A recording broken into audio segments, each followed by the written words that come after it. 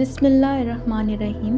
हदीस मुबारका है कि नबी करीम सल्लल्लाहु अलैहि वसल्लम ने फरमाया, जिस शख्स के दिल में राई के दाने बराबर भी तकब्बुर होगा वो जन्नत में ना जाएगा। उस पर एक शख्स ने सवाल किया कि ए अल्लाह के रसूल सल्लल्लाहु अलैहि वसल्लम, हर शख्स चाहता है कि उसका लिबास और जूते वगैरह अच्छे हों, तो क्या वो भी जन्नत में ना जा सकेगा? उस पर रसूलुल्लाह सल्लल्लाहु अलैहि वसल्लम ने फरमाया, यकीनन अल्लाह खूबसूरत है और ख़ूबसूरती को पसंद फरमाता है। तकब्बुर का मतलब ये है कि बंदा हक़ को ठुकरा दे और लोगों को हकीर समझे।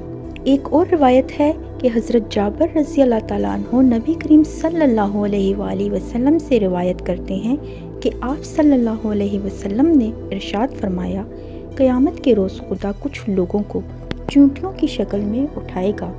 लोग इन्हें अपने कदमों से रौंद देंगे। पूछा जाएगा, ये चूंटियों की शक्ल में कौन लोग हैं? इन्हें बताया जाएगा, ये वो लोग हैं जो तकब्बुर करते थे।